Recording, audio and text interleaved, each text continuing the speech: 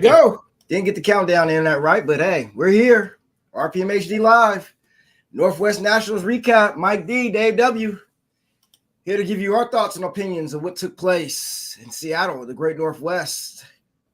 Hot, wet. Well, it was hot the first 2 days and looked like the temperature changed on us on Sunday, which went into some competitors' favor. We'll get into that. Like I said, I'm Mike D. Dave W. here joining us today. Dave, let's get started, baby. Top Fuel. Shock or no shock? Steve Torrance. That's a really good question. I think the biggest shock was that it was almost 1 year to the day between wins for Steve Torrance. I think that is the biggest shock, that he has not won more races in between. It was not a shock that they laid down the number one qualifying effort.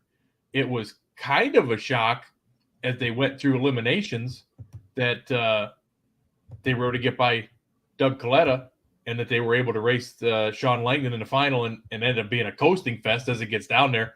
Sean Langdon was more of a shock in the final round based on how they ran than Steve Torrance pulling up the win. But I'd say the biggest shock wasn't that Steve won. It was that it's been a year since he went between wins. That's a losing streak of epic proportions for somebody that just picked up his 55th Top Fuel career win and has been a multi-time world champ the way Steve is. Yeah, considering the career he's had, especially over the last 5 years, it's very shocking for him to just have his first win in pretty much a year's time. But that just goes to show you how close and how great Top Fuel racing is right now, that a guy who was dominant for essentially 4 years straight and had a great year, even if you go back to the year Brittany won the championship in 2017, has just gotten his first win in pretty much a year's time. And the amazing thing about it is he is still fourth in points. So for as much as he's struggling, they're not racking up the wins per se, the race wins, but they are racking up round wins. They are consistent. They're going down the track, and maybe they're just saving their best stuff for the countdown and hit them when it hurts. There's no reason to really attack it too hard this part of the year, but it's going to be interesting to see with a couple races left what the attack mode they have coming into Reading is going to be. Yeah, especially with his dad running full-time this year, it's got to be somewhat helpful once the countdown starts. If they have something saved up or have something, a plan ahead to attack this countdown, it will be interesting to see in the next few races. Shocked or no shock? Well, you mentioned Sean Langdon struggled mightily in qualifying. The weather conditions didn't necessarily play to their tune-up. Come Sunday afternoon, the weather conditions played to their tune-up. Yeah, and to me, that was by far the biggest shock. Was I know, they had high hopes coming in. He's been on such a roll this season. He's had such a good year coming through, and they didn't really impress too much in qualifying. And I really thought when you line him up with Justin Ashley first round, who ends up winning another Mission Too Fast, Too Tasty challenge on Saturday, has some good runs put together. I kind of thought that was going to be the end of them when it came time to picking Drag Race Bracket Bonanza picks and laying out the ladders. I didn't have Sean Langdon making it past round one. As a matter of fact, I had Justin Ashley winning the race, but maybe I should have checked the weather forecast first. Yeah, it looked like the weather came back to bite you on that one. But still, I mean, give Torrance his credit. I mean, granted, he got by the first round with a relatively easy opponent, Ron Smith, who pretty much makes his one race a year deal up there. There's 14 cars showed up. He was number 14, and Torrance got pretty much an easy time with that, which enabled him to have a bye in the round two, which, 370 at 333 miles an hour, he was certainly going for lane choice there. Beats Coletta with a 373, and Coletta, who we thought it might be his day, especially after that round one 367. Like he puffed the tires out there, had a little trouble, 397, loses to Steve Torrance. And yeah, like we just talked about, Torrance goes ahead and beats his Coletta's teammate, Sean Langdon, in the finals. And that was that. Heading on to Sonoma for Steve Torrance with a little bit of momentum. It's going to be interesting to see how it plays out and how the weather conditions play out in Sonoma. That Friday night session again which Sonoma, that's your home track, right? Correct. I will be there. You're going this weekend, right? Yes, we'll be there all 3 days. So yes. Since you're going, did you already look at the weather? I did. It's always hot. Oh, because that's what they say. Sonoma, you never know what you're going to get. It could be 90 degrees or it could be 70 degrees. So Friday, Saturday, and Sunday is usually 90 degrees. It's the Friday night session when the marine layer comes over because we're right next to the Bay Area. Once that marine layer comes, the bottom falls out of that place, and you'll go from a 90-degree day to 65 within an hour span. I mean, you're talking about guys running to their cars, getting their jackets, and that's when those numbers come out. Last year, there was an issue with the track that didn't allow any numbers to come out. If anyone remember last year, Sonoma Nationals Friday night session, it was probably one of the, if not the worst Friday night session in the history of NHRA. Part of the problem was a sportsman guy, transmission split open, dumped transmission fluid all the way down the right-hand lane, and that track did not really come around until Sunday. They spent hours working on it on Friday, even before the night session. They even had to call out, the Pro Stock Bike call out early on Friday evening. They kind of delayed things while they try to get that track ready. Still didn't matter. Saturday, it was still a problem. By Sunday afternoon, it kind of picked up and was pretty much an equal playing field at that point. But I hope that does not happen this year and we go back to the old Sonoma where you can definitely see a national record or two be set. We will see. That being the case, I think that there's no reason that Torrance can't lay another one down on Friday night and go back-to-back number ones. But depending on how the weather plays out on Sunday, if it ends up being 80s, 90 degrees, I don't know that plays into their hand. I really don't going into race day. You know, I wouldn't say it wouldn't because he was too dominant over 4 years when it was whether it was hot or cold. It didn't really matter. So it's hard for me to say that it wouldn't necessarily play into their hands. I just think that the weather is just the competition is just so tough this year that let's just be honest. Steve Torrance isn't the greatest lever at all times. He's very inconsistent on the tree. He can go 0-31 in round one. He can go 0-81 in round two. And I think that has bitten him more than anything is him being late from time to time. I don't think the car's performance has really been bad as much as he's lost on hole shots from here and there. And guys, I mean, it's just tough right now. It definitely is. And especially when you're lining up against guys like Sean Langdon, Justin Ashley, who just seemingly hit the tree every single time they're up there. And Josh Hart seems to be getting his mojo back, and he was cutting some good lights also in Seattle. Unfortunately, I mean, even when he ended up against Sean Langdon in the first or second round, had the better reaction time, got out on Sean, and ran a very respectable run. That team sure turned their season around with their performances in Seattle. But I agree with what you're saying. I mean, it's just tough right now, and you got the guys that really can hit it, and some guys are kind of across the map. I mean, unfortunately, I hate to say, Tony Stewart can kind of be hit or miss, but towards the slower side, you've got Brittany Forrest, Jasmine Salinas, Tony Stewart. Those guys aren't really hitting the tree every single time. Torrance, like I said, could be hit or miss. I mean, his reaction times ranged from a best of a 65 all the way down to a 95. So, I mean, that's a pretty big gap. And with as close as the Top Fuel field is today, when the cars are that equal and the track is there, it's almost like pro stock. But the heat and the weather can make it a driver's race too when it starts to being a pedal fest, keeping it in the groove, getting anything, do whatever you got to do to get it to that finish line. That could be the equalizer in Sonoma. Yeah, and looking at the weather as I've just got done looking up, it's actually going to be unseasonably cooler in Sonoma. I mean, we're looking at a high of 78 on Sunday, high of 74 on Saturday, and a high of 78 on Friday. It's usually in the 90s this particular weekend. It's not. It's going to really, I mean, Friday night, you're looking at a low of 50. So, wow. I mean, that Friday night session, I mean, even if it's 60, I mean, it might get to the point where the track is too cold. We don't know, but it should be something to see, assuming the track is gripped and prepped correctly. Another guy I want to talk about, you might have mentioned him coming out of Seattle, Josh Hart. Brought on John Stewart this past weekend. Showed some signs of life. Looked really good in qualifying. Got out of the first round. Made a great effort in the second round and a losing effort, but still, car actually showed some life. It would not surprise me to see Josh go rounds in Sonoma this coming weekend.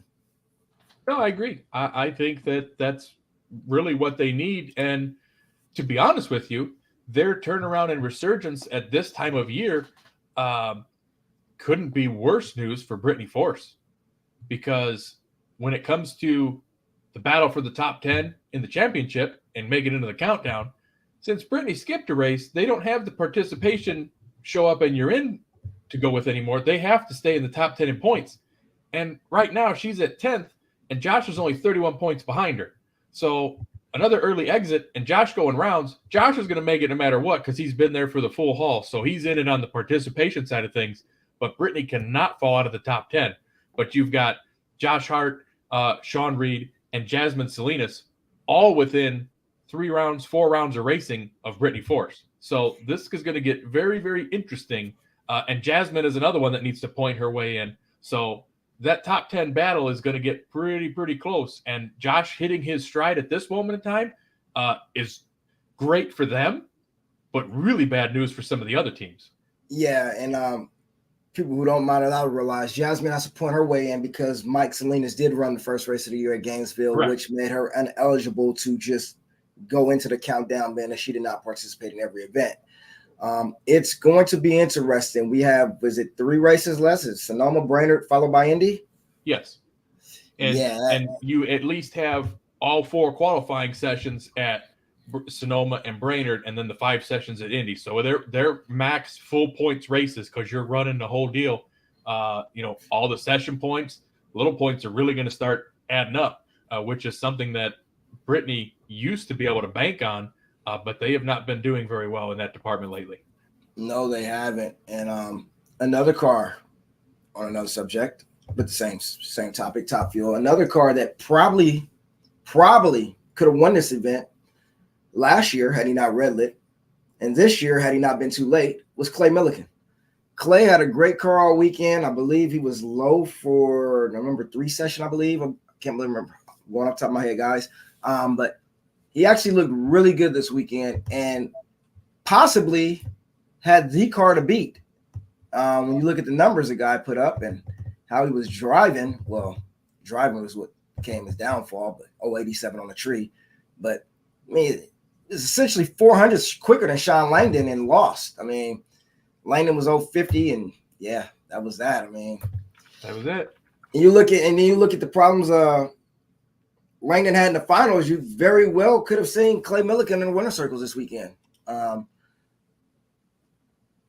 It didn't happen, but once again, another car to look forward to seeing at Sonoma that can definitely win the event. I mean, there are so many guys capable. I mean, we just watched Antron Brown lose in the first round at Seattle. I believe He just won in Ohio, and he was done round 1. Well, the other thing, too, is, like you had kind of mentioned before, not that Steve Torrance necessarily had a gimme first round, but when you've got shorter fields and 14 cars showing up, you're getting monster matchups in the first round just because the ladder isn't there. Not that the 2 extra spots really make a difference, but sometimes you get 3 or 4 guys in the first round who kind of have an easy go of it, and the other ones are the marquee matchups. But when you're compacting everybody in a, again, not taking anything away from Ron Smith, but kind of like a 13-car field, I mean, you're getting second round, semifinal, final round matchups in the first round, and you really got to be on your game from beginning to end. No, you're absolutely right. And that's just where we're at right now in this Top Fuel racing. And I mean, it's great for the sport. It's something we hadn't seen in a very, very long time, where you got 8 to 10 cars on any given weekend that could win a race. I mean, point given, Billy Torrance goes second quick of round 1 at a 370 and goes against Doug Kalitta's 367. Right. I mean, if you're Billy Torrance, it's like, are you kidding me? I go 370. I was the second quickest car in round 1. You go up against Kalitta, who goes 367. Nothing to show for it. Nothing to show for going 370 first round. But Steve did win the race. So I guess that's a little solitude. Condolences right there. I mean, it helps him out. I mean, I definitely would watch out for the Torrance team come countdown. Like we spoke about a minute ago. I mean, you got 2 Collider dragsters, you got 2 Torrance dragsters. I mean, it's going to definitely be interesting. Definitely be interesting come countdown time. But we spoke a lot about Top Fuel. Let's talk about Funny Car. And folks, I'm hoping to, starting at Sonoma, have highlights of the races instead of us just talking. Starting with Sonoma, I'm going to attempt to work these things out to where we have highlights of all these things we're talking about. So you guys sit here and say, I didn't get to see it. I don't know what you're talking about. Starting next week after the Sonoma event, which will be next Monday when we do the show, I will have to have, I would hope, I believe, so I'm praying I will have highlights. Back to Funny Car. The more things change, the more they stay the same. Austin Prock, what do you have to say? Man, He you know, the funny thing about Austin is, for as successful as he's been and as far ahead as he is of the rest of the field in points, is only his 4th career win in a Funny Car, and we're 11 races into the year. So, that's almost half. I mean, he's won a third of them, but you almost feel like, because they've done so well in the Missions Foods Challenge, and he's got so many number 1 qualifiers and low ETs, that you'd almost anticipate or expect like a Gage Herrera type season from Austin Prock. You would have thought he had more race wins under his belt than that. But as diverse as the race winners have been, with Hagan picking up some, Tasca, Austin, John Force winning a race, the fact that Austin is somewhat peaking at this particular time of year, there's a lot of momentum going forward. And the biggest thing, too, with them hitting these Mission Food Challenges and the qualifying session points and the qualifying bonus points is very telling. They said they lost the last couple of championships by 15 points or less. So they are out for every last crumb that's on the table and just add to their totals. Yeah, they seem to be on a take no prisoners type attitude right now. And you heard Jimmy Prock at the starting line talking to Joe, and they don't seem like they're taking any prisoners at all, and they're just going for blood on every run. I believe they were low AT of just about every round. I think Todd might have been low AT for one of those rounds when he went that 86. But yeah, it's certainly looking like the Austin Prock show right now. But once again, credit to where credit's due. Paul Lee has been a final round or a win looking for a place to happen. He's had a great car all year. He doesn't run all the races, but the ones that he does run, you definitely know he's there, and he shows up, and he usually runs pretty strong, especially in qualifying. Seem to be paying dividends right now. Made it to the final round. Smoked the tires in the final, but still a great weekend for Paul Lee. Yeah, great weekend for Paul. And like we just talked about the point situation, Paul Lee's right there. Yeah, I mean, it was ironic because going in to the event, he and Blake Alexander were 10th and 11th in points, and neither one of them have the participation award to fall back on, so they have to point their way in. And they both ended up going rounds and making it late in the day. Paul makes it to his first final round. The battle right now in Funny Car is around the 10th place spot is just ridiculously close at this moment in time. Paul Lee and Alexis DeJoria are tied right now for 9th in points, but they're only 12 ahead of Chad Green and 74 ahead of Cruz Pedregon, and they're only 8 more behind Blake Alexander and about 40 more behind Daniel Wilkerson. So that cluster of cars from 7th to 12th in Funny Car standings right now is just an insane battle. And I hate that the participation award is out there, because I'd love to see these guys battling out, knowing that, hey, you know what? There's going to be 2 of us that are going to go home disappointed that we're not going to make the top 10. Yeah. I mean, I kind of feel the same way. I mean, the guys who are technically really fighting for their situation is Blake Alexander and Paul Lee. Everyone else, between Alexis, Daniel, Chad Green, Cruz, even Buddy Hall, all they got to do is keep showing up. And they'll be in the countdown, which kind of sours the whole situation. It sours the whole dramatic, countdown, Indy countdown climax, whatever you want to call it, it kind of sours it, because how great would it be that you got this battle essentially from 7th through 13th, and only 7th through 10th would get in, which means you'd have 3 quality cars out that are back and funded really well. I mean, that would certainly make things a lot more interesting. I don't know why we had this partition. Well, I know why we had a participation rule. I don't agree with the participation rule whatsoever. You got to earn your keeps, and that's just my say on it. That's just how I feel. Saying, hey, if you just show up and make a few qualifying runs for every event, we're going to let you guys run for the championship, that just doesn't cut it for me. And to me, that's not earning your keep, and I don't know why. Well, I know why, but I don't and to your why. point, like you say, those two guys are battling it out. The other one to kind of keep your eye on is John Force, because they are going to bring out a substitute driver starting in Brainerd. He's right now 212 points above the cutoff line. So even not racing in Sonoma with that car, there's no way that whoever is 9th, 10th, or 11th at the time is going to sweep Sonoma and put him even closer. So whoever hops in that car in Brainerd, just by entering and qualifying at Brainerd, is going to pretty much lock him in. And same thing with just showing up at Indy. So that car will be fighting for the championship. But yeah, when you look at the standings, aside from Blake and Paul, who are basically racing for their lives, Chad Green, Cruz Pedregon, Buddy Hull, and Dave Richards, who are 11th through 14th in points, they're going to be in the countdown too, unless one of them happens to miss a race between here and the U.S. Nationals anyway. So it's kind of anticlimactic, but as long as those two stay in the top 10, along with John Force's car, we're going to have a 14-car funny car countdown.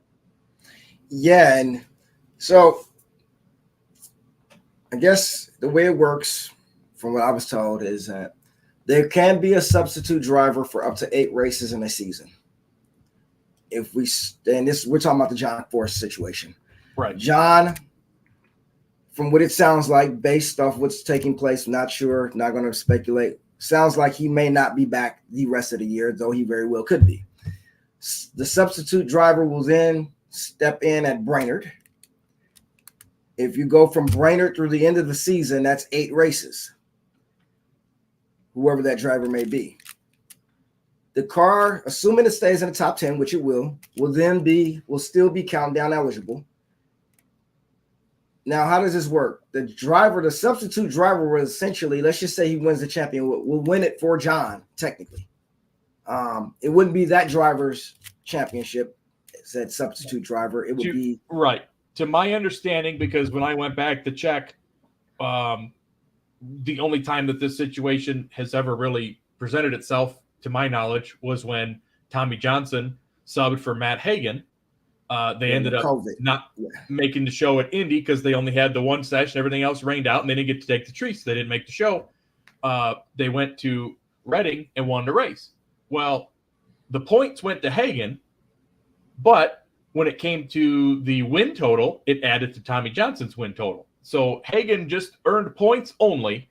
So whoever ends up driving John Force's car, say they go out and win 3 national events, they're going to add 3 national events to their win total. But since the points go with the original driver, the championship will go to John Force.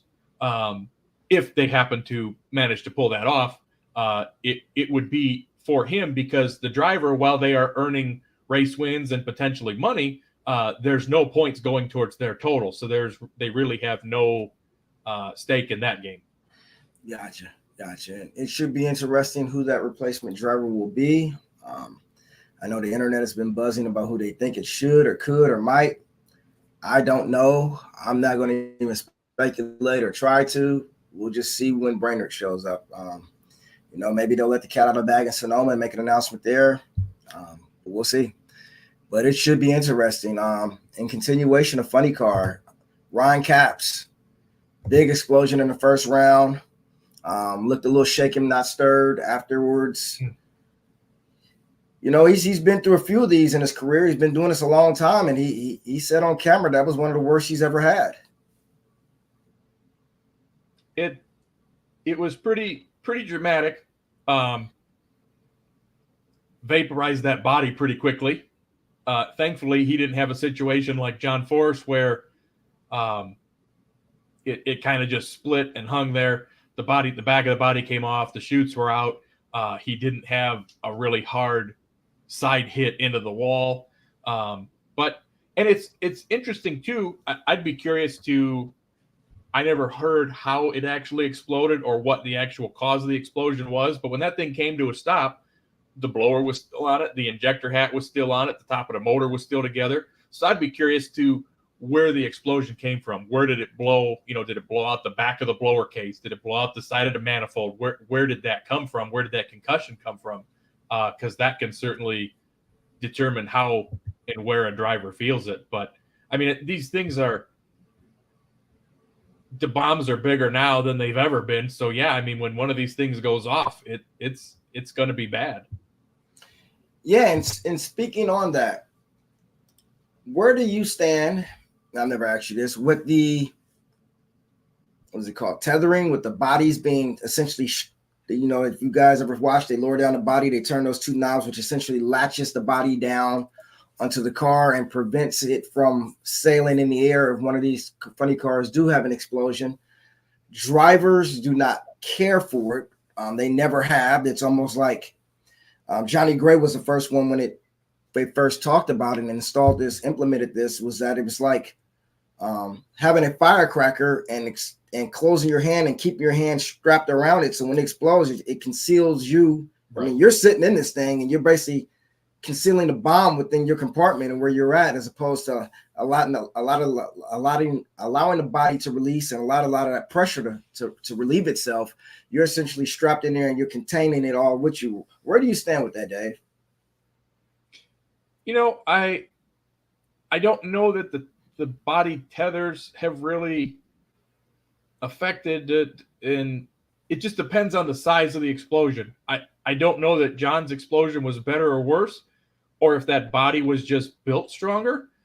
Maybe the Toyota Supra body with the relief panels and everything that are designed to it.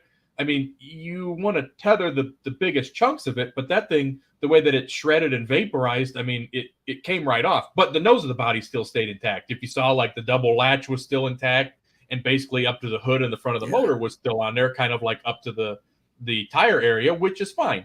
But I think depending on where and how it's tethered and how the bodies are designed to rip away makes a difference. And I know that was something that John Force Racing was working on with they had the separate concussion panels out the sides of the body, and to try and relieve some of the pressure while still keeping the body on and down.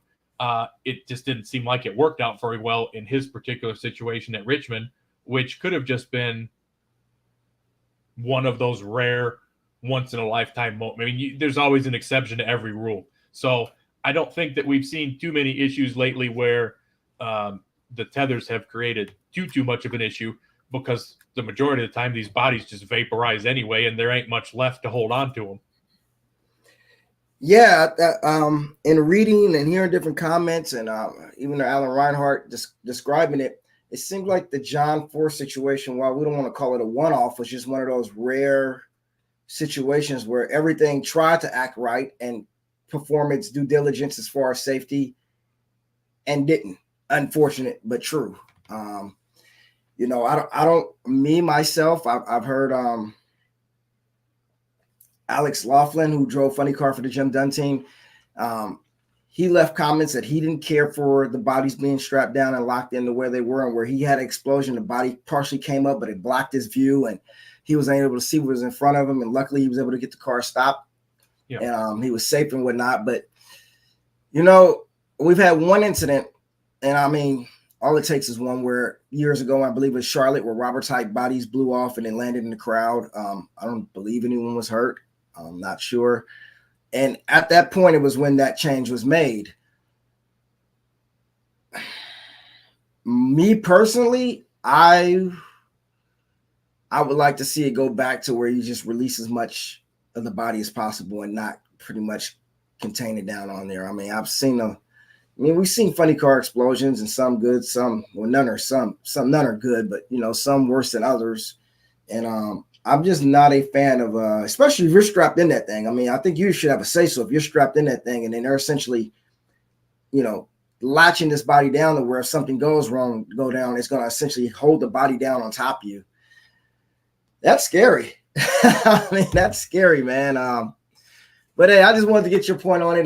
Like I said, I never asked you that before, but and continuing with Funny Car, not a bad weekend for J.R. Todd as well. J.R. Todd had a very good weekend in Seattle.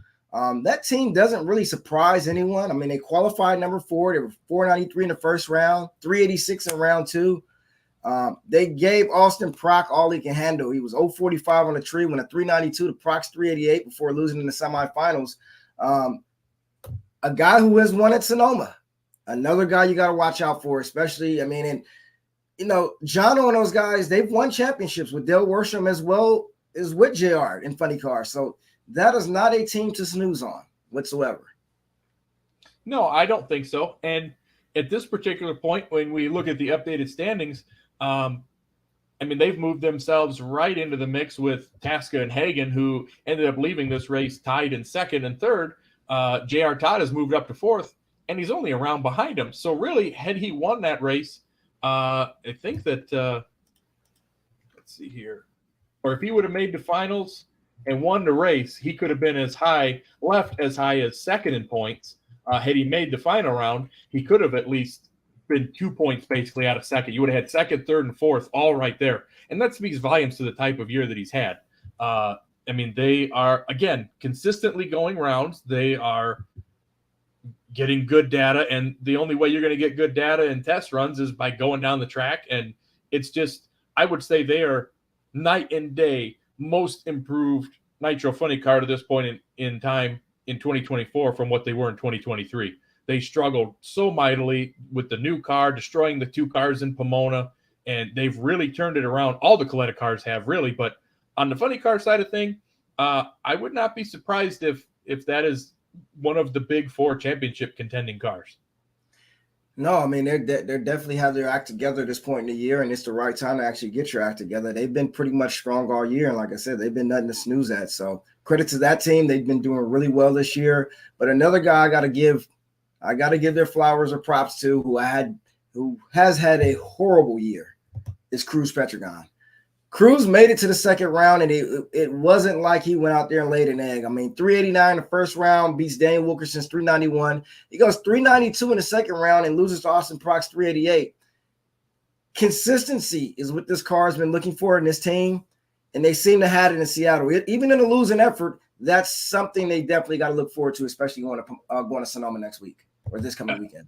Yeah, and I think that really the Friday and Saturday runs in Sonoma are going to be very telling to see if they can continue with the consistent getting down the track runs. Whatever they happened upon in race day at Seattle was pretty much what they've been needing for a long time. And that could be another team that turns it around at the right time. And that could be bad news for Blake Alexander and Paul Lee, because they're in that bubble countdown or, contention spot, and Cruz and Chad Green going rounds, and those guys that could bump them right back out of the countdown. Yeah.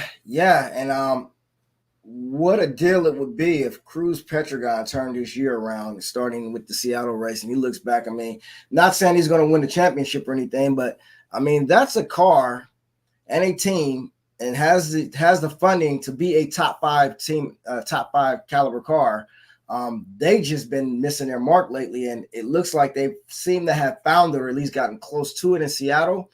We'll see. Like you said, Friday and Saturday will be a big telltale on whether they're able to keep up their performance, but it will be something to definitely look forward to. Yeah.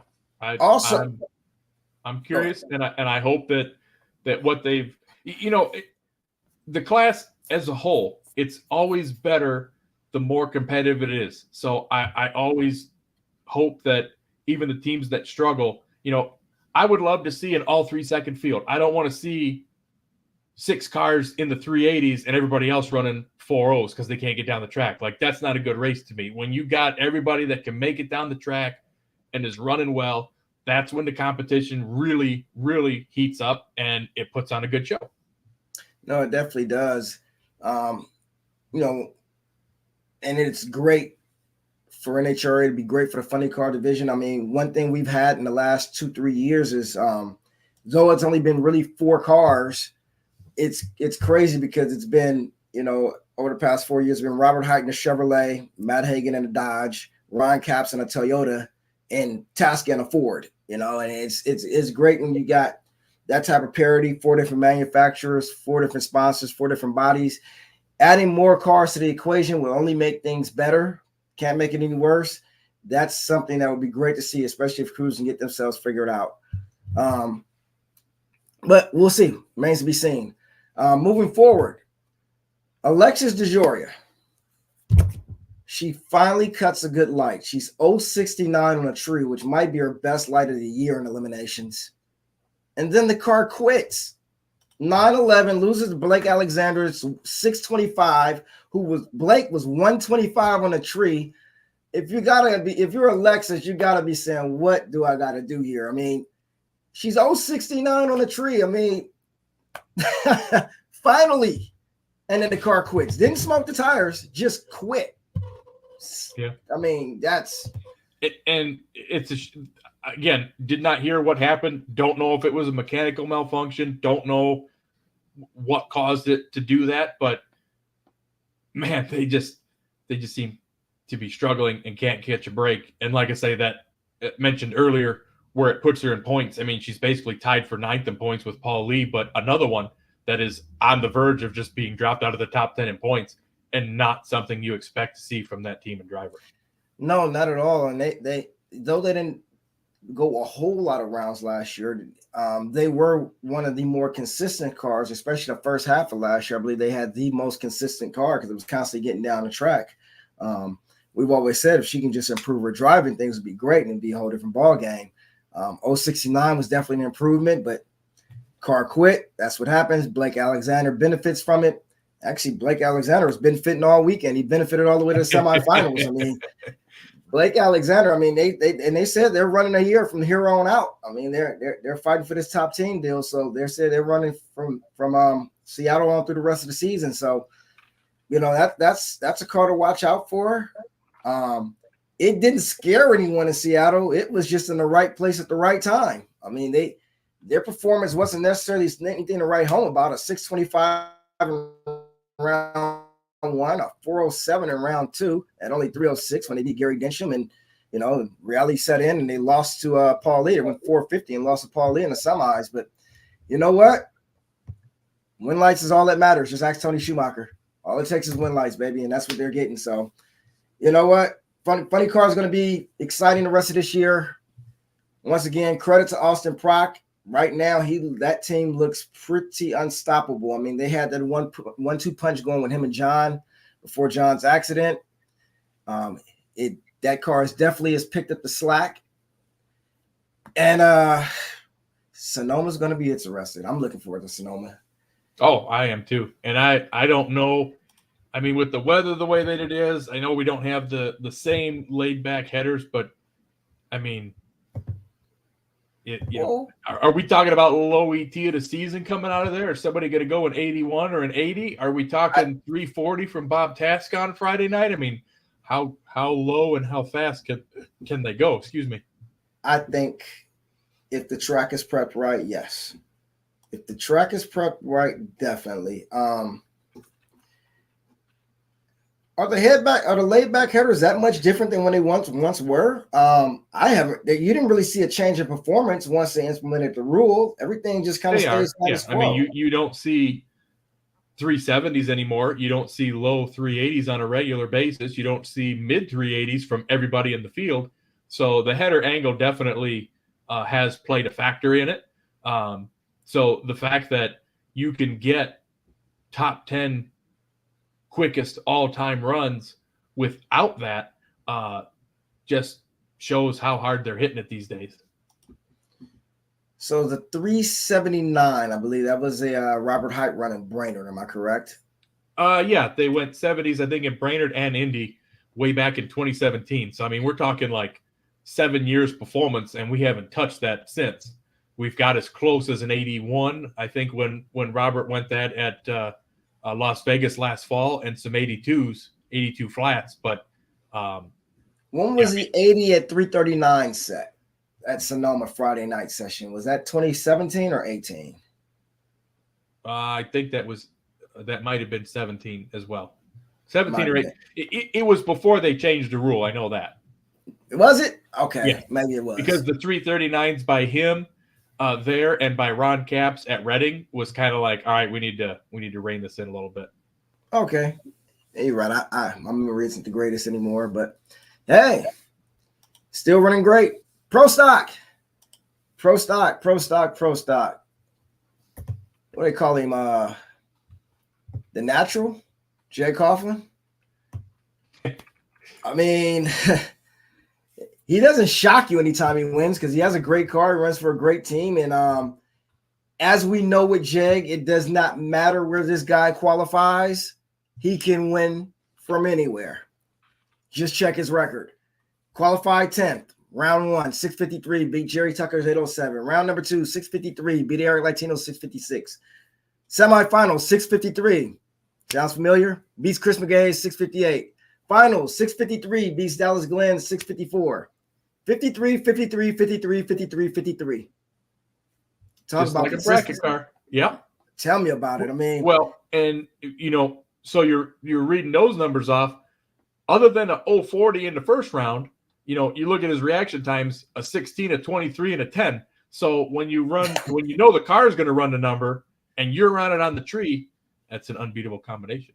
No, that's hard to beat. That's hard to beat. I mean, the guy's hard to beat anyway. I mean, he's right. I mean, and you give him a consistent car, and when he starts driving like that, I mean, he's pretty much unstoppable. I mean, and when you look at where he's at in the standings or whatnot, I mean, let's just say no one's going to say that Jack Coughlin doesn't stand a chance in this thing. He's fifth, but fifth, and you're basically changing the points up after Indy. I mean, why not just make him first at that point? Because I mean, the way that guy drives, and you give him a consistent car, he's done it before, about 4 or 5 times before. He's definitely the thing that amazes me about Jeg. And, like you say, you called him the natural. I believe it said it was his 87th, or he said it in his own interview at the top end, his 87th overall win across all classes. The fact that he's able to just step out of the car, come back in a couple years, get back in, and it doesn't matter if, when they first got into the category, and he had that just absolutely amazing 2000 season. Then the cars changed and we started getting to the smaller cars, the Grand Am and Cavalier era, and parity was huge at that time. And then you get Jeg just running over the field the whole second half of 2002, picks up another championship. Then you had kind of like the KB dominance era, and Jeg was still there. He was winning rounds. Switches over to the Mopar camp, wins driving for Don Schumacher, takes some time off, comes back with Cagnazzi in the Slammers car, wins in that thing, takes some time off, comes back as a teammate to Alan Johnson with one of the factory Mopars, wins races there, championship contending, takes time off, comes back with Elite.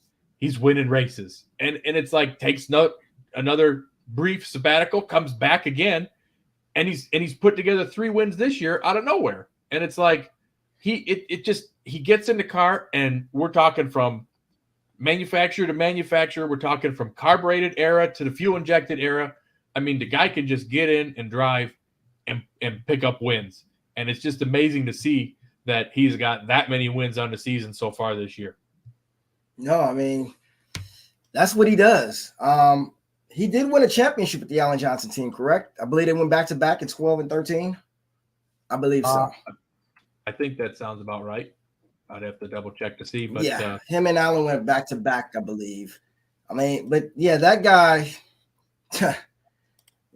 that's somebody you don't want to see when you add a countdown. Because I mean, it's kind of built for someone like him. You don't have to have the quickest car. I mean, but he can definitely drive and leave on you, and it might very well, which it probably will play right into his hands. the car that he you was able to steal a championship in the countdown era too. Well, I wouldn't say well, steal it, but he didn't have the greatest of seasons. But when it no. counted, he put it together and picked one up. So, I mean, yeah, you can never count the guy out. But I'm very interested to see how this plays out going forward. No, it will be interesting. I mean, poor Greg Anderson. I believe he laid down the quickest run of the first round, and nothing to show for it because Dallas Glenn was right there with a 652 to Greg's 651, and 023 to Greg's 043. That's 200s right there. And seventh hour, I believe, was a margin of victory at the finish, and Greg was done first round. Will he be a factor come countdown time? Definitely will, but will his driving be his downfall? That's possibly. Well, but you know what? You could say that about anybody. Is anybody's driving going to be their downfall? Because the way that this class is going right now, you could be 40 on the tree and that ain't enough, and you're going home. So it's going to be enough. And in my mind, in pro stock, if you ain't 025 or better, you don't have a shot. And Greg's downfall has always been the starting line. You go back to, I believe, if I'm researching it correctly, it was 2015. I believe through the countdown, he had the quickest car and lost 6 races on the whole shot. But he had the quickest car on the countdown in every run. I believe at Dallas, he ran the second quickest run in pro stock history and lost in round 1. And that was, I believe, Dallas 2015. My memory serves it correctly. Greg definitely, and I think he'll be the first one to tell you that when he's driving, I mean, if he leaves on you, I mean, how often does Greg Anderson win on the whole shot? He never really has to. He usually has the car to beat. And but how often does Greg Anderson lose on a whole shot? Right. You know, and it happens more often than not, and it's unfortunate but true. And you know, I'm sure Greg knows that, and that's just the way it is. I mean, he knows that come countdown time, his clutch foot is going to have to be there, or he's not going to stand a chance. Especially with Jed Coughlin back this year, especially with Erica Anders. That's already self-spoken. You already know how great she is on the tree. I mean, it's going to come down to the clutch foot come countdown time, and hopefully Greg is right there with those guys. Because in a way, you want to see your favorite guy win, but at the same time, you want to see the best drivers and the best car win. And we don't always see that with Greg Anderson. I call it Warren Johnson syndrome. You know, Warren's lost a lot of races throughout his career on whole shots. I mean, he could very well have well over 100 wins if it wasn't for him losing on whole shots. And, you know, you don't want to see Greg go down that same path. Granted, he has over 100 wins, but just losing in that manner, it can't be fun. I mean, you got to take that personally. You know what I mean? Because I can't imagine either losing on a red light or a hole shot. It's got to be the two hardest things for the driver. The red light because you don't have a chance at all, no matter what. But the hole shot because you know that the car was there and you screwed up has got to be just terrible. I mean, you got to just beat yourself up over that. And I'm sure he has plenty of times. Another driver I want to talk about, though, in pro stock. He made his debut this past weekend. Corey Reed, qualified 8th, had lane choice. Great debut. Yeah. Had Troy Coughlin beat to the 1,000-foot mark. Car got loose on the top end. He did the right thing, and no one will fault him for it. He pulled the chutes out early, lost by 100th. Hey, that's drag racing, but hey, save it for later. See you in Sonoma. That was the smartest thing that driver could have done, especially being pretty much a rookie in the class making his debut. I thought it was really one of the most mature things that you could pick up on because that track was just very, very loose, even though they sprayed it. Seattle and pro stock kind of, especially in cloudy conditions like that, seem to have a history of being loose on the top end, going even back to Warren Johnson's famous comments about getting down that thing and how Ray Charles could drive a fuel car, and you remember all that. Yeah. But the fact that he knew, all right, you know what, it's time to push into clutch and hit the parachutes, saved his car for another day, I mean, was an awesome move. And it's just a shame that the race was run in a condition like that because that was right before they ended up spraying the top end, and then we had the rain delay too on top of it. it could have very easily gone the other way, and to lose a round on track conditions alone, to risk not having to tear up your race car. We've seen that far too many times in the pro stock class throughout the years at Seattle, Charlotte, Gateway, a couple of other tracks. And it's a shame that they don't give them a chance to rerun it, but it is what it is. No, and credit to NHRA for right after that realizing that both, because if you look at Troy Coughlin's run, he was just as loose as he was. Troy has a little more experience behind the wheel, and that might have been what saved, and he kept his foot in it. But credit to NHRA for at that moment saying, let's get this thing right. And that's what they did. Took a little bit of a delay, then it rained, like you said, but credit to NHRA for getting it right and making that move and taking those precautions. Safety's first. That's been their motto, and that's what they did. But Corey Reed has nothing to hang his head about. Once again, like I said, great weekend. I mean, the car didn't run bad. 658 with the shoots out, only 196. Right. I mean, guy didn't have a bad weekend at all. Great debut for that guy. Erica Enders, not the weekend she was probably hoping. I mean, she qualified number 1 and beat Val Sweeland in the first round of 652. Left 0-11 on the tree. I mean, you figure she goes 0-11, race over. Troy Coughlin Jr., 0-17. Erica, 655. Troy, 653. Thanks for coming, Erica. Gone. Not the weekend she'd hoped for. Showed great flashes in qualifying. Not the elimination day she wanted. I'm sure she expected that car to run quicker than that. It didn't. See you in Sonoma. No, and I mean, at this particular point, they had that monster run Friday night, went to the number 1 spot. The car has been very hit or miss lately on race day, I guess you'd say. I mean, a couple of early round exits, but at the same time, Greg's been doing the same thing. They're still second and third in points. Dallas Glenn has just been the consistency that man has showed this year is amazing. They said going into Seattle, he hasn't missed a Mission Foods Too Fast, Too Tasty challenge yet because he's been in the late rounds at every race, and he's going to do it again at Sonoma after this runner-up finish here. It's just hard when you are trying to compete against that kind of a situation. I'm sure that Erica and their team didn't really lose the setup. Maybe they're testing some stuff. Maybe it's just bad luck.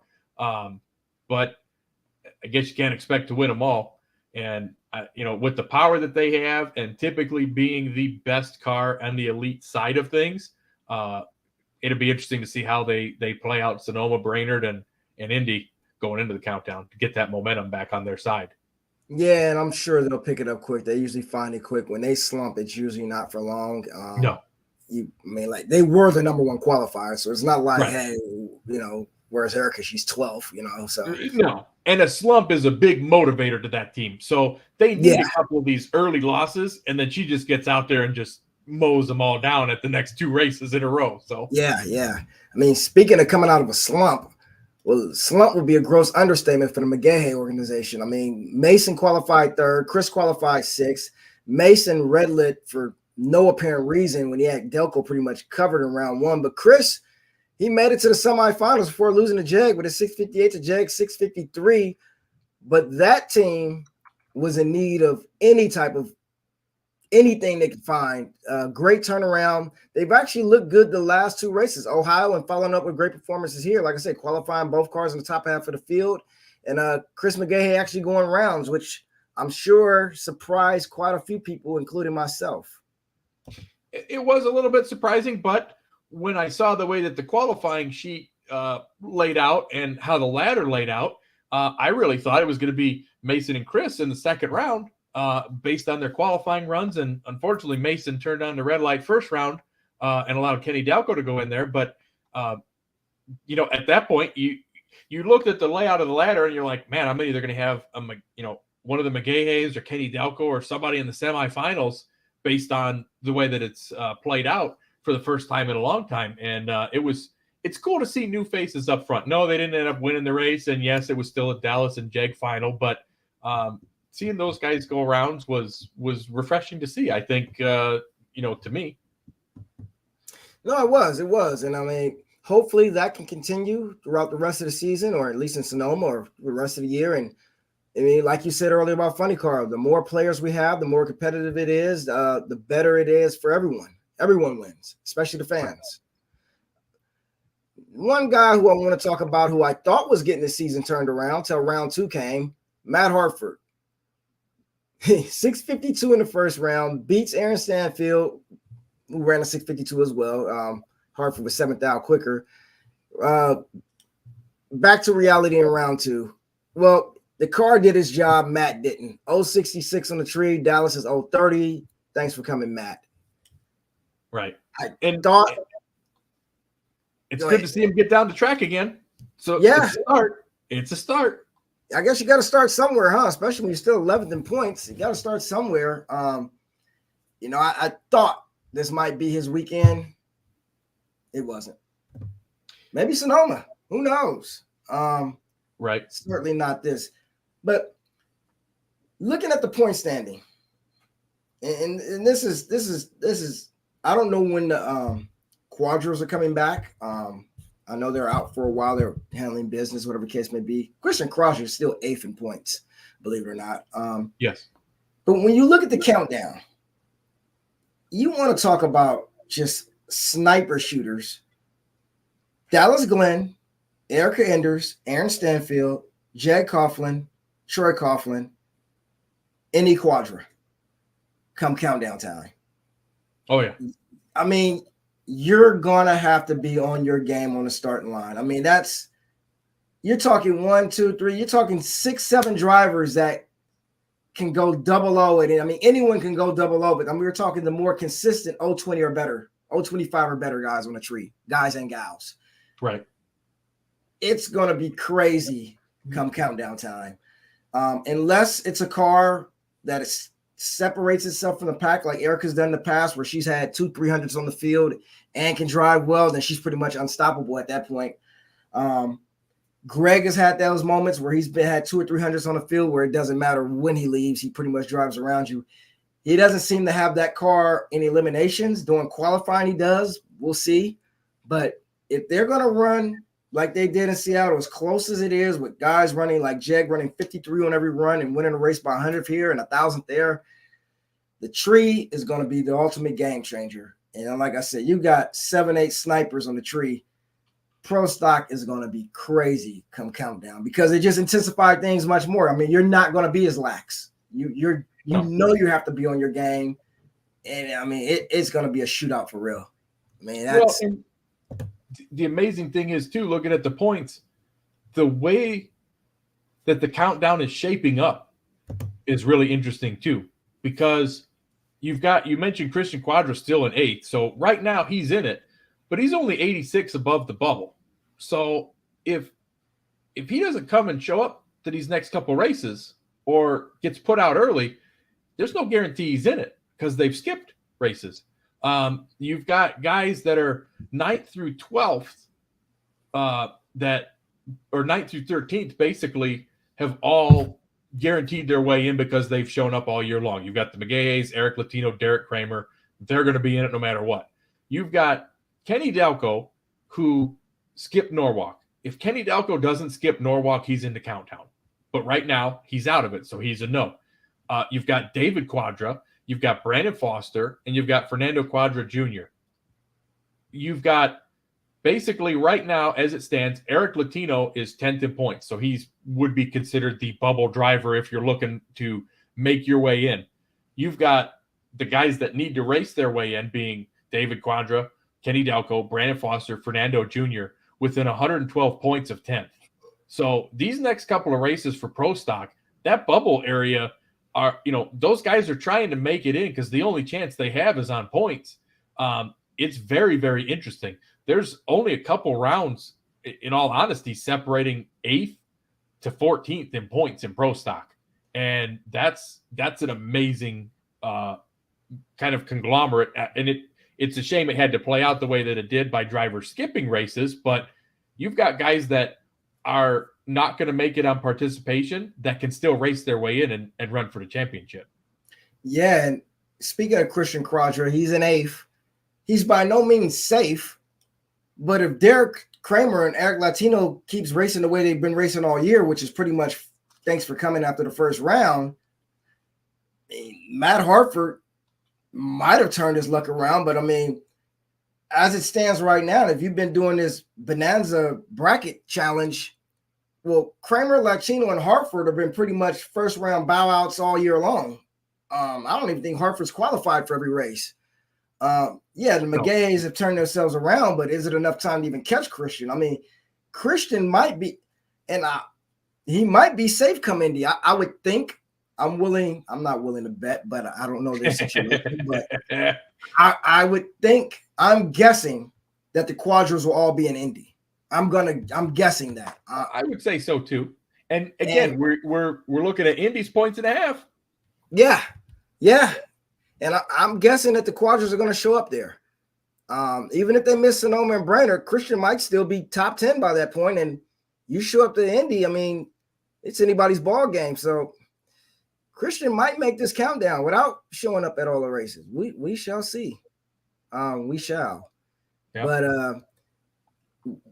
another person we haven't spoke on, and we don't know when she's returning. Sierra Wildgus returned this weekend for the Elite Motorsports team. Qualified, didn't have the weekend she probably won. It qualified 15th and lost to Eric Latino, who I'm sure didn't mind beating her in the first round with 654 to her 657. I'm sure that didn't hurt Eric at all, seeing her beating her in the first round. But person we didn't speak on, and we don't know when she's returning. We haven't seen her since her wreck in Phoenix, is Camry Caruso. Have you heard anything about her return or when she might come back or to the KP organization? I think, to my knowledge, they said when it happened was like, I thought it was 3 to 6 months in a cast for what she had going on. So if she comes back this year, which I don't even know that's a given that she would or would not, might as well just take the rest of the year off and work on testing and getting back healthy for the next year. I wouldn't expect to see her back maybe until countdown time and maybe as a spoiler for the KB team. Yeah. I mean, that might be her best bet. Have her stage up and she goes and won against the KB cars. Next thing you know, she shakes the tires and goes red, and she's going against elite cars. She lays down a great run. We'll see how that works. Just interested in seeing when she might return. I didn't know, had you heard anything? I haven't heard anything. I'll be in Sonoma this weekend, so I will certainly ask some questions to those who may know, and hopefully I'll have some information for you guys after Sonoma. We'll see. That'd be great. Do some investigative report and find out. I'd be curious. I know. Pro Stock Motorcycle. Finally, the streak that you liked, I didn't care for it. The streak is over. Gage Herrera has been beaten. Granted, if you ask me, he didn't even try in the finals. It's almost like he gave the race away, but whatever. I'll take it. He didn't. I don't think they put that bike's best tune-up in there in the final. I think that was just a shut up so they wouldn't change the rules, but that's just my opinion, and what do I know? But you know what? I'll take it. Streak's over.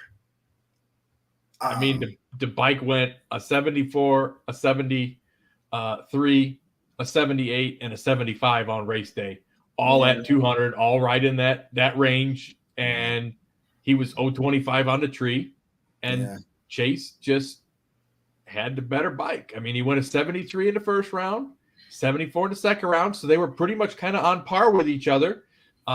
Really spun bad. Thankfully, Max Smith's bike couldn't start, which is the second time this year that they've given an elimination round away just because they couldn't make it to the line, and spun the tire bad, went into the finals with a 689, and then comes out with their best run of race day with a 72. And he left first with an 017 light. I think it was just a case of Chase was on his game and the bike hooked. They had the right setup in it, and that streak was over. I think that Chase earned it. I don't think that Gage just went up there and was like, you know what? I'm sick of collecting Wallies and trophies. Just you take this one. I mean, he was 025 on the tree, made it down the track, went a 75, 200. He just got beat.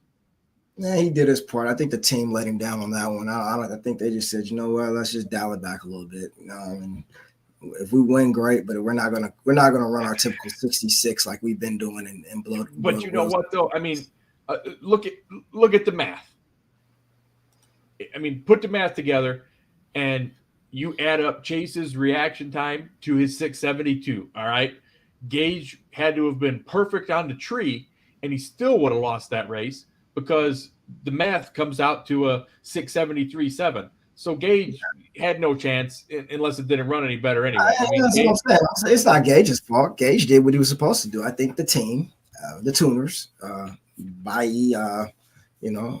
Andrew or whoever's tuning the bike at this point, they doubted back a little bit for this event, for that one.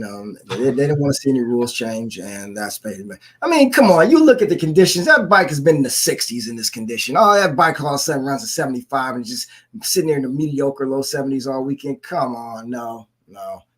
Look, that streak should have ended in Bristol, and they beat Matt Smith on a hole shot. That streak should have ended then. It shouldn't have never lasted this long to begin with. It should have ended the round before when Giannis was just late on the tree and pretty much went a 70 flat and went like 203.95. And I'm going off the top of my head because I ain't looking at the numbers. It should have ended there, but she was dead late on the tree. You know what? I'm glad it's over. I didn't like it to begin with. And that's a shame. Yeah, well, you know what? I don't like seeing empires take over. And in my mind, to prevent a rule change, they sandbagged the Seattle event. Still made it to the finals while sandbagging. All the bikes didn't show up. I think it was only 12, 13 bikes showed up. They figured, well, this is the best time event to sandbag. They sandbagged the event, dialed it back. Scale of 1 to 10, they rented about 80% all weekend, maybe 90 at best. Still made it to the finals, got some points, got some runner-up money, see you in Sonoma. That's my story, and that's just what I believe. All right. When we go to Sonoma, you know how Friday night can be. And because they've got that pro bike clash, you know how Saturday morning can be because they're out on the track early Saturday, running that with good air there. Mm-hmm. If they in fact are, do they let the stops out and we run like mid 60s? Do we see that at Sonoma? Do they go back to winner's circle at Sonoma? The big thing is, okay, the streak's over, but he still made it to the finals. He was still runner up. Well, there's at least 7 bikes showed up. Where do we go? Where do we go from here? Does he go back? Does he win Sonoma and Brainerd again? And then on to does he win the next two? He just, I lost the one round. Just because he lost the final and the streak's over, I mean, it's not like you're going to automatically be a first round loser or early round loser. I mean, they're still the bike to beat. I think Vance and Hines does not want to see a rule change. So I think the process now is run just good enough to beat your opponent. Let's not go out there and obliterate our opponent because that's not good. That's my story and I'm sticking to it. That's my thought and I'm sticking to it. And it's smart. I mean, you don't want to see a rules change. So you do just enough to beat the bike in front of you. I mean, what a chance. I mean, they had to think, okay, we're not gonna go out here and run a 68, which we very well could run. I mean, Chase Van Zandt was 73, 74, 89. So I said, we'll just race with him. They went 75. They figured he wasn't going to go quicker than 73, 74. He went 72. Figured our driver would be good on the tree. It was 025. I mean, they just raced with him. That's all they did. They raced with the guy. You mean to tell me that bike can go faster than that given those conditions? Yeah, right. Yeah, right. This is a bike we saw have 700s on the field at one point. And all of a sudden, it's just, no. Come on now. We all know sandbagging when we see it. That's sandbagging at its finest. I guess I don't play the conspiracy theory game and I just see what's in front of me. So it is what it is. I mean, yeah, I see what's in front of me, sandbagging. That's what's in front of me. All right, let's look at this. What else is there to talk about in pro stock motorcycle? Matt Smith had a great weekend, I guess. Angie Smith had a great weekend, I guess. Only 5 bikes showed up to the event to begin with. I mean, well, how about this? What do we got to talk about? How about the pro stock motorcycle class has run 4 less national events than the other 3 pro classes, but Gage Herrera would be second in points if you put him in any of the other categories. How about that? That's how good he's been. He's earned that many points in that category. He's locked up his berth to the countdown, which so has Matt Smith with his semifinal round appearance. They're both locked in for sure. More reason to sandbag. The bike field in general, yes, it sucked that we only had 12 show up. It really sucked that Matt Smith going on record saying we're saving parts, but other people have opinionated that he was taking a stand sitting out the Friday night qualifying session. Sucked, because then you've only got a handful of bikes coming out there putting on a show. It'd be interesting to see with the pro bike call out coming out here in Sonoma if we get a bigger bike field out there. And I think that the fact that Chase Van Zandt gets his first career win, he's the 49th different winner on a motorcycle, goes out there and everybody thought, who's going to be the guy that ends Gage's streak? And everybody was pointing at the Smiths, and it wasn't the Smiths. It was Chase Van Zandt who gets the job done. It wasn't Richard Ganson. It wasn't Matt. It wasn't Angie. It wasn't John Hall.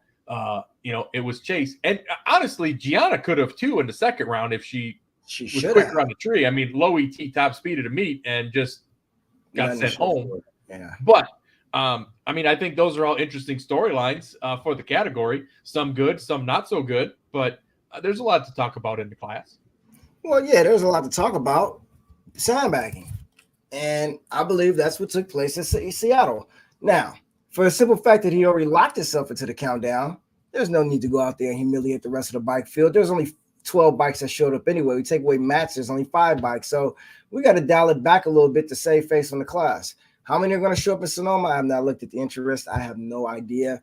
But I haven't either, and now I'm curious to see because it's interesting to me because the cost involved and coming that far across country is the reason that most have. So 1, 2, 3, 4, 5. Either that or you're just tired of showing up without a chance.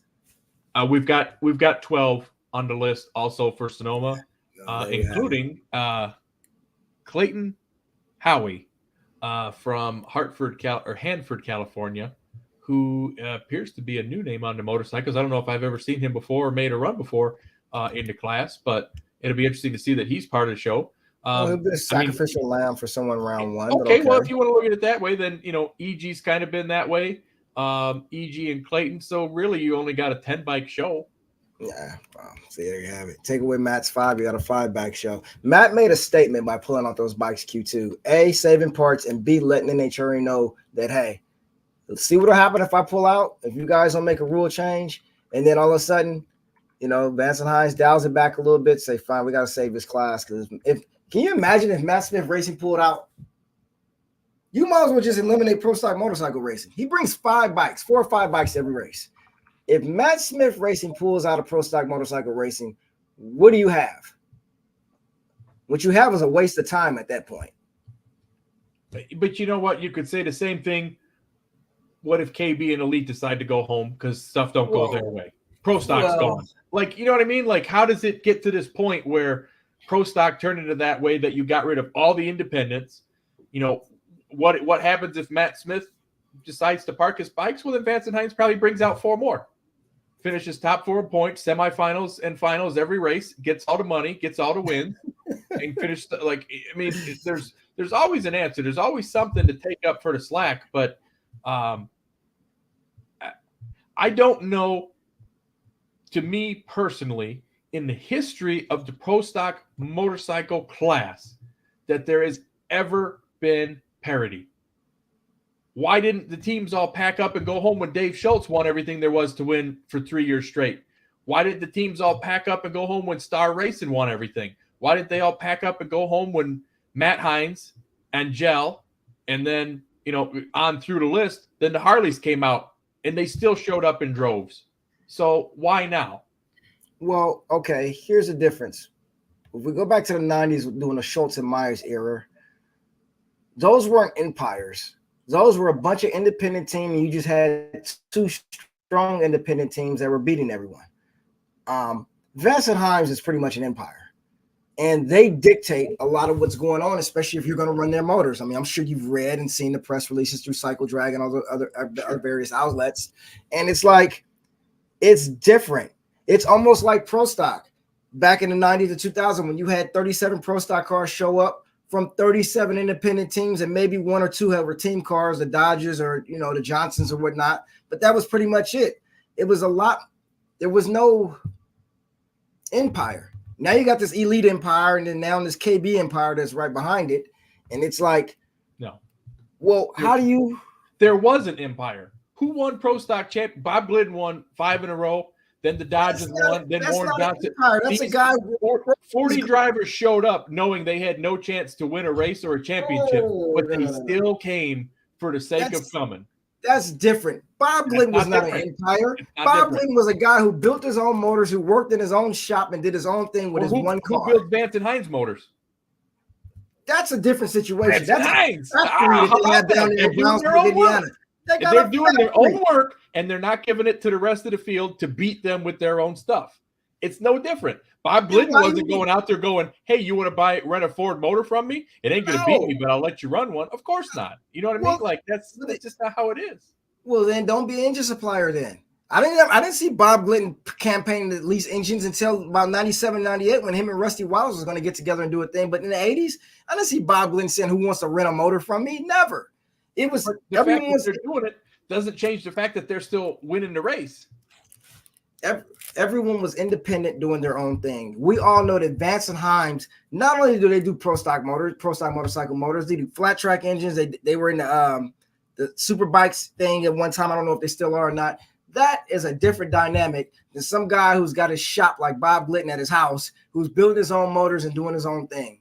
It's completely different than what Warren Johnson was winning, building his own motors, doing his own thing.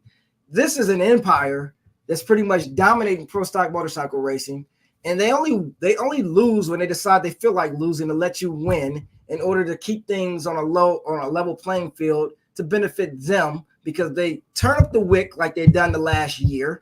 They're going to change the rules. They don't want to see that happen, so they dial Gage's bike back a little bit this year. So what you're saying is they decided for 6 years that they were going to let Matt Smith win a championship? They decided they were going to let Ellie Tonglet win a championship because they just the problem was they had Angel riding. Not in that time frame. In that particular time frame when they were in the heart. I mean, look at Max Smith's 6 championships when he ended up winning those. I mean, look at Ellie Tonglet winning a championship. Look at some of these other guys that were out there. It hasn't always been just them. Look at the Aranas winning a championship. So. You can't just say that was just them deciding, we want to let somebody else just win one for a change. I mean, if you're going to be an empire, you're going to crush them. You're going to win them all like Hendrick Motorsports or Joe Gibbs in NASCAR. And like they've done the last 12 months. You don't care, like that's what it is. And that's what they've done the last year and a half. They just crushed everyone. And they took Seattle, and with the voices getting louder and the bike countings getting lower, they said, okay, we got to dial this thing back, or there's not going to be a pro stock motorcycle class. And that's what they did. And if you want to play conspiracy theory, maybe that's what NHRA wants. Maybe pro stock motorcycle class? Yeah, I mean, they said that they were trying to get rid of the motorcycles back when they were getting rid of the trucks. It's on its way out at this point. I mean, unless they figure out something or so. I mean, and then there's another big difference between the 90s and the early 2000s and now, where there were a lot more participants, whether cars or bikes showing up. It's called Winston. There's a lot of money being thrown back there. The economy was different. Things were a lot cheaper, and Winston was flipping the bill on a lot of that stuff. And everyone was having fun. I mean, it was not a bad time to be in drag racing. Let's just admit it. Things have not quite been since the Winston days. Even when Powerade, Coke, Mellow Yellow, or whatever you want to call it, took over. I mean, things haven't been the same since then. The money hasn't been the same since then. Heck, I think the money is still the same since then. That's probably the problem. Now that I think about it, I mean, you think about it, how much was the winning race in 1999 or 2000 compared to now? Probably relatively the same. To build a motorcycle between 1999 and 2000 and now. I mean, the motorcycles never really raced for a whole lot of money. Yeah. But the price to run a bike has gone up. Well, that's why you get into the leasing program and everything else. Yeah, but Vassar Heights doesn't give you a chance. Well, then you got to go to the Empire or go to Matt Smith. Well, pick one. But look at it this way. I mean, we're going into that everybody's getting their stuff reset. So yeah, it's cool that Gage did all this, but when we go to Indy and everybody else is on a level playing field, what's going to happen then? They just turn up the wick and just crush them for 6 more races and win another championship? Yeah, because they're not going to change the rules in the middle of a countdown. That would just be crazy. They used to with the Harley. Oh, they used to change them all the time. Not in the middle of a countdown. I don't think they put weight on them. They take weight off of the other bikes. Oh yeah, the NHRA has never had any qualms about changing rules at any particular point in time, whenever it suits the competition or parity of the class. But the stuff that I read and see online is the V twins don't have a chance against the Suzukis, and that's the biggest problem. And you have two. It's almost like how Pro Mod used to go back and forth between blower and nitrous, and what do you do, and how do you change the setup, and how do you stagger and make the parity the same. I don't know. I don't have the answer. The simple answer, I guess, would be don't let them run 2 different options. This is what you run, and that's what you run. But how do you fix it? I got no idea. How do you get more people interested in it? I got no idea. I don't think that there's, how many people are beating out the door going, I want to be a pro stock motorcycle racer? It ain't worth it. The money that it costs compared to what you would potentially win. That's a whole nother topic for another day. You would certainly have to increase the prize money, and you need to do that in all 4 of the professional classes. But that's a much different topic for me, and that's we're not the people to decide that, and we probably have to get someone on here who can tell us about how that works. Right. Maybe Glenn Cromwell. Maybe I can talk to him at Sonoma. I talked to him last year at Sonoma. Maybe he'll come on the show and he'll give us his idea of why isn't it $100,000 to win a race in the fuel categories and $50,000 to win in pro stock and $25,000 to win in pro stock motorcycle. Right. I think if you increase the purse, you're certainly going to get more bikes and participants out there. But like you said, coming from the East Coast, far west of Sonoma, part of that's the reason. It's financially just isn't worth it. Unfortunate, but true. Without sponsor dollars backing you up. But no. That being said, the big story at Sonoma, and I'm sure you get to go talk to him and give him a pat on the back and a handshake, Steve Johnson. Well, he looked good in Seattle.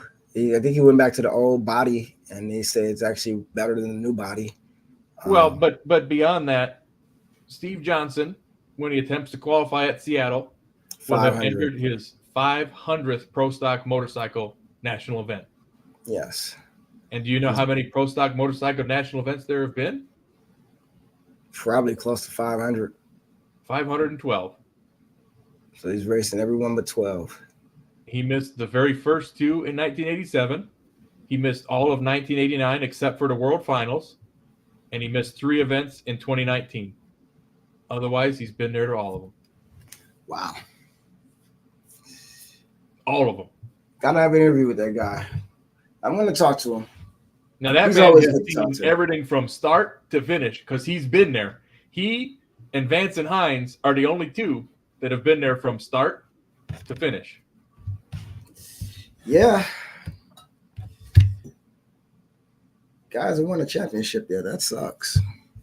No, but he's out there persevering. And that's the funny thing is that, they jaw back and forth about how, Matt Smith calls him a hobby racer and this and, Matt's success speak for itself. And the interesting comments that go back and forth that I read online about the 2 of them is hilarious. But,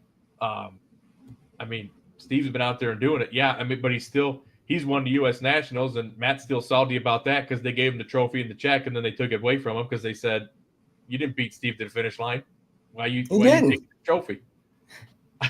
So I think he's still salty about that probably. But I mean, Steve's won some of the biggest races. No, he has not won a championship, but I mean, he's been that man has competed against. Think of all of the greatest riders that have been in pro stock motorcycle. And he's racing. Has lined up against every one of them. And he got to be a teammate to John Myers at Star Racing back in the early 90s. Yeah. He was there with John when he had his accident and passed away. I mean, the man has been here for all of it.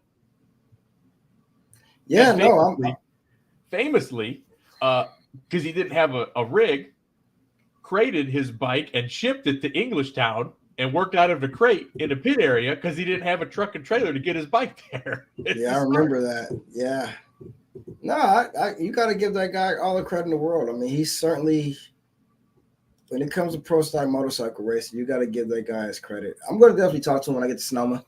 I mean, he's always open to talking. That's one thing about Steve. I mean, he's never going to shy away from an interview or talking to someone. So, right. I'm sure that'll be a great interview. 500, that's a lot out of 512. Can't take nothing away from the man.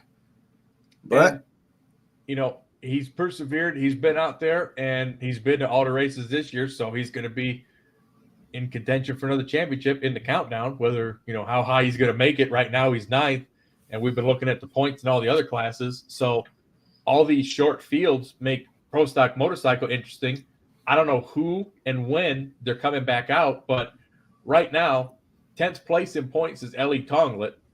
11th place is Chris Bostic. Now, Chris has run all the races, so he'll be in the countdown. So you'll have at least 10 full-time competitors they're gonna make it.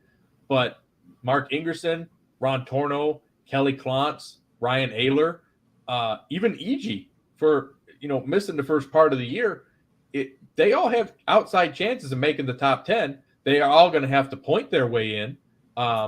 And I don't think Ellie Tonglet's coming back out because I'm pretty sure he's been pretty vocal about not being on a renter ride right now. So I think he's going to drop out of the top 10 and not be a part of it. But that's what I was going to say. Some of those other guys come back, it's going to be a fight for 10th. Yeah, that's what I was going to actually say a minute before you mentioned it. I don't think Ellie's coming back. Not under the circumstances that he was at the beginning of the year. We'll see. It'll be interesting. It shall be. 12 bikes in Sonoma. 12 bikes. Yeah, that's something to write home about. But we'll talk about it next Monday. We will talk about it next Monday. 12 bikes in Sonoma. Who'll win? We'll see. Gage is going to win the call out and the national event. Yeah, well, the call out has a little extra money on the line. I'm sure they'll turn the bike back up. It'll be right back in the mid 60s where it should have been in Seattle. So we'll see. We'll see. I hope they go out there and they're like, all right, first round, who you calling out? Give me Matt Smith. I hope they do too. Just line them up first round. I hope they do too. Line them up. I hope they do too. But last year they put them in a situation where Matt and Angie ended up having to call each other out because everyone picked everyone but them. So maybe they'll do that again. We'll see. But you know what? Only time will tell. Well, Dave, hour and a half. It's been fun. Time goes Love by this quick. stuff. Love this stuff. And I got Sonoma coming up in 4 or 5 days. Actually, I'm going to go to the track on Thursday while those guys set up and talk to a few guys. That's kind of what I tend to do. Will you be there all weekend? Basically everything that goes down the track, you'll be there for it? Yeah. Awesome. Yeah. I'll be there Friday, Saturday, Sunday. Thursdays, the guys will be setting up. I usually go hang out there on Thursday. The track's only 35 minutes from my house, so it's not that far at all. So, yeah, I'll be there, and it won't be that hot. This should be interesting. I expect to see some 640s in pro stock. We've never seen a 640 run in Sonoma. As crazy as that may sound. 650s, but never in the 640. So, hopefully. But with that being said, thank you everyone for tuning in. Reporting from you next week. Yeah, I know, huh? I might even stream from there. Who knows? Yeah, you're gonna have all the scoops. Yeah, hopefully. All the scoops. We'll see. Hey, even Darren chimed in. Thank you, Darren. But to everyone that's watching, thank you. For everyone who's gonna watch, thank you. Mike D, Dave W. Till next Monday, assuming everything goes well, we will see you then. I will be in Sonoma all weekend, so hopefully I will have some extra info for you guys. Until then, folks, enjoy the rest of your week, and I will see you then. I'm out. Good night.